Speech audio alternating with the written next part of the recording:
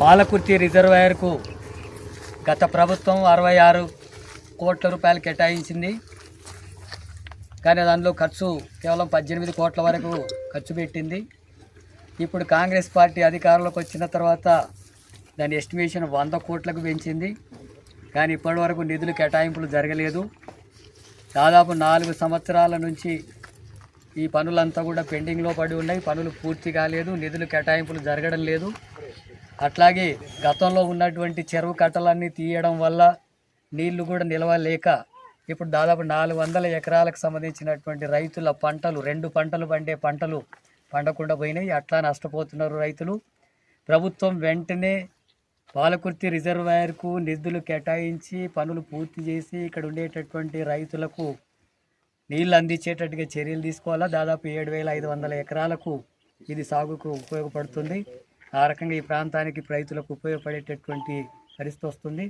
రేపు 16 తారీఖున ముఖ్యమంత్రి రేవంత్ రెడ్డి ఈ జిల్లాకు వస్తున్నాడు. స్టేషన్ గణపూర్ సందర్భంగా ఈ జిల్లాలో ఉండేటటువంటి పెండింగ్లో ఉండేటటువంటి రిజర్వాయర్లు 8 ఉన్నాయి.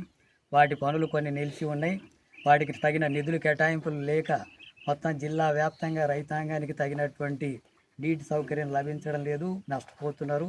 ఇప్పుడు వరి పంట వల్ల నష్టం వల్ల ఇంకా తీవ్రమైనటువంటి ఇబ్బందులు వస్తున్నాయి. కాబట్టి పాలకుర్తి రిజర్వాయర్తో పాటు మిగతా రిజర్వాయర్స్ అన్నిటి కూడా నిధులు వెంటనే కేటాయించాలని చెప్పి ముఖ్యమంత్రి రేవంత్ రెడ్డిని డిమాండ్ చేస్తున్నాం.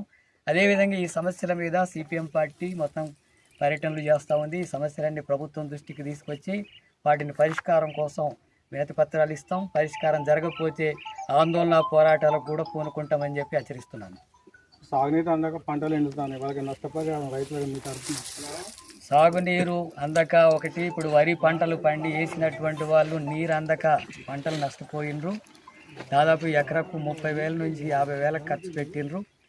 కానీ ఇప్పుడు ఏమాత్రం అప్పుల పాలై ఇబ్బంది పడుతున్నటువంటి పరిస్థితి ఉంది. ప్రతి ఎకరకు 50,000 రూపాయల చొప్పున నష్టపరిహారం చెల్లించాలా. అట్లాగే నీటి వసతి కల్పించడానికి రిజర్వాయర్లలో నీళ్లు వదలాల్సినటువంటి అవసరం ఉంది. దాని ద్వారా చెరువులు కుంటలు నీళ్లు నిండి బోర్లలో నీళ్లు పెరుగుతాయి. దానివల్ల వ్యవసాయానికి ఉపయోగపడేటటువంటి పరిస్థితి ఉంటుంది. ఆ రకమైనటువంటి చర్యలు తీసుకోవాలా. అట్లాగే ఈ పెండింగ్లో ఉండేటటువంటి వాటి అన్నిటికీ నిధులు కేటాయింపులు కూడా చేయాలి. ప్రభుత్వ యంత్రాంగం వెంటనే కదలాలా. ముఖ్యమంత్రి వచ్చేలోగానే వీటికి సంబంధించినటువంటి నిర్దిష్టమైనటువంటి ప్రతిపాదనని ప్రభుత్వం ప్రకటించాలని చెప్పి సిపిఎంగా డిమాండ్ చేస్తున్నాం.